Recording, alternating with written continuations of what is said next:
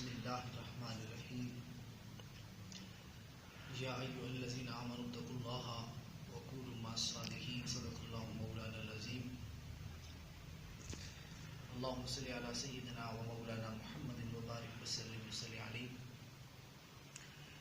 درس مثنوی میں شریک تمام شرکاء کو مرحبا۔ آج اللہ کے فضل و کرم سے اور جناب محمد رسول اللہ صلی اللہ علیہ وسلم کی باطنی توجہ سے اور جملہ اولیاء اکرام بالخصوص سرخیل اولیاء سید الاولیاء سیدنا علی المرتضیٰ شیر خدا کی نظر عنایت سے آج ہم مثنوی مولانا روم کا آغاز مسجد جامع مسجد سیدنا غوث الاعظم جی ٹنڈو سے کر رہے ہیں۔ کچھ لوگوں کی درینہ خواہش تھی کہ مثنوی شریف جو کہ خزینہ علم و معرفت بھی ہے اور مولانا روم رحمۃ اللہ تعالیٰ کے دلی اور قلبی واردات جو ہیں ان کا ایک بہت بڑا خزانہ اور فیض بھی ہے، اس کو عام کرنے کے لیے عوام الناس میں محبت الہی کو پیدا کرنے کے لیے اور لوگوں کو اللہ اور اس کے رسول کی محبت کا درس دینے کے لیے مثنوی شریف کا انتخاب کیا گیا۔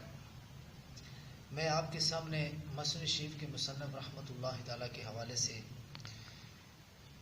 تعارف میں چند باتیں کہنا مناسب سمجھتا ہوں۔ حضرت مولانا روم رحمۃ اللہ تعالیٰ کا نام محمد ہے اور جلال الدین آپ کا لقب ہے اور آپ کی شہرت جو ہے مولائے روم کے عنوان سے ہے۔ آپ کا سلسلہ نسب سیدنا ابو بکر صدیق رضی اللہ تعالیٰ عنہ سے جا ملتا ہے۔ محمد صرف مولانا ہی کا نام نہیں بلکہ مولانا کے والد اور دادا بھی مولانا کے ہم نام ہیں۔ مولانا کے والد کا لقب بہودین اور وطن بلخ تھا۔ مولانا بہت بڑے ذہین فتین بہت بلند پایا عالم تھے۔ مولانا روم رحمۃ اللہ تعالی کے بارے میں مشہور ہے کہ حضرت مولانا روم رحمۃ اللہ تعالی کو جو کچھ ملا ہے یہ شاہ شمس تبریز رحمۃ اللہ تعالی کی نظر کا فیضان تھا۔ یہ انہی کا فیضان نظر تھا کہ جس نے مولانا روم کے غبار کو تعمیر کر کے پوری کائنات کے سامنے ان کو پیش کیا، اور دنیا جانتی ہے کہ مولانا روم رحمۃ اللہ تعالیٰ کا کیا مقام ہے تصوف میں۔ مولانا کی زندگی کا اور مولانا کی زندگی کی تبدیلی کا یہ واقعہ بہت ہی مشہور ہے کہ ایک دن مولانا روم رحمۃ اللہ تعالیٰ اپنے شاگردوں کے درمیان جلوہ افروز تھے تو ایک درویش قلندرانہ انداز سے آ پہنچے اور کتابوں کی طرف اشارہ کرتے ہوئے مولانا روم سے دریافت کیا کہ یہ کیا ہے۔ تو اس وقت مولانا کے ارد گرد کتابوں کا ڈھیر تھا، آپ کے سامنے کتب پڑی ہوئی تھی۔ تو مولانا نے فرمایا کہ یہ وہ چیز ہے جس سے تم واقف نہیں ہو، یعنی انہوں نے فارسی میں پوچھا کہ یہ چیز، آپ نے فرمایا کہ این تو نمی دانی چیز۔ پھر مولانا روم رحمۃ اللہ تعالیٰ نے اچانک جب یہ بات کہی تو شاہ شمس تبریز رحمۃ اللہ تعالیٰ نے وہ کتابیں اٹھا کر تالاب کے اندر پھینک دی۔ مولانا کی زندگی کا سارا سرمایہ جو ہے وہ انہوں نے نظر آب کر دیا، اور اس پہ مولانا کو بڑی پریشانی لاحق ہوئی۔ تھوڑی دیر کے بعد شاہ شمس تبریز نے ہاتھ ڈالا اور تالاب سے کتابیں خشک نکالی اور ان سے مٹی گر رہی تھی۔ اس پر مولانا روم رحمۃ اللہ تعالیٰ کے اوپر بہت گہرا اثر پڑا کہ ان کی زندگی کی تبدیلی کا آغاز یہی سے شروع ہو گیا۔ اور جب انہوں نے پوچھا کہ یہ کیا ہے تو آپ نے فرمایا یہ وہ ہے جو تو نہیں جانتا۔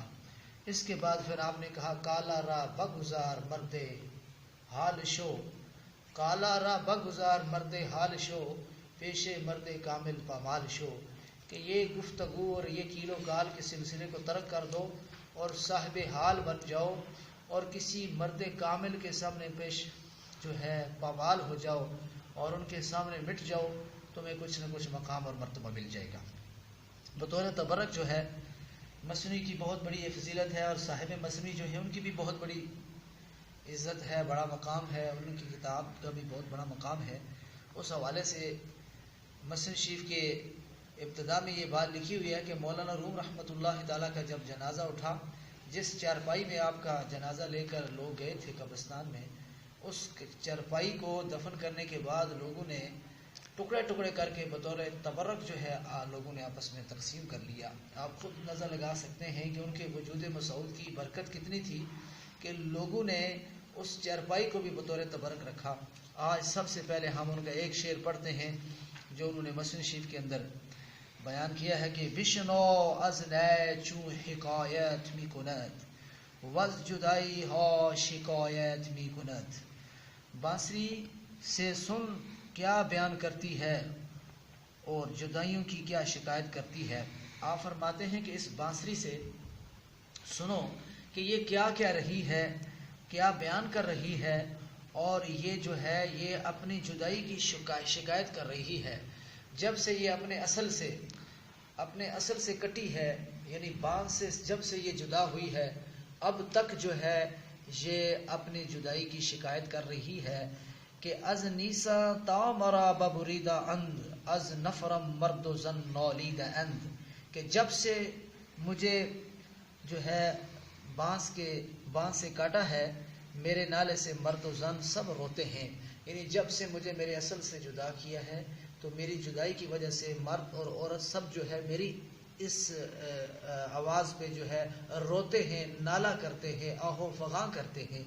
یہ دراصل اس جدائی کی وجہ سے یہ رونا آتا ہے، یہ وجد آتا ہے، یہ کیفیت پیدا ہوتی ہے. تو انسان بھی جب سے اپنے اصل سے یعنی عالم ارواح سے جدا ہے، اس وقت تک جو ہے وہ رو رہا ہے اور اپنی جدائی کی شکایت کر رہا ہے. ہر شے اپنے اصل سے مانوس ہوتی ہے، جب وہ اپنے اصل سے جدا ہو جاتی ہے، کٹ جاتی ہے، تو وہ ہمیشہ جو ہے شکایت کرتی ہے اپنی جدائی کی. تو یہی آج کا ہمارا درس تھا. اللہ تعالیٰ سے دعا ہے ہماری اللہ تعالیٰ رہنمائی بھی فرمائے اور مسلم مولانا روم کے لیے ہمارے سینے کو بھی کھول دے اور سننے والوں میں بھی اضافہ فرمائے. وما توفیقی الا باللہ.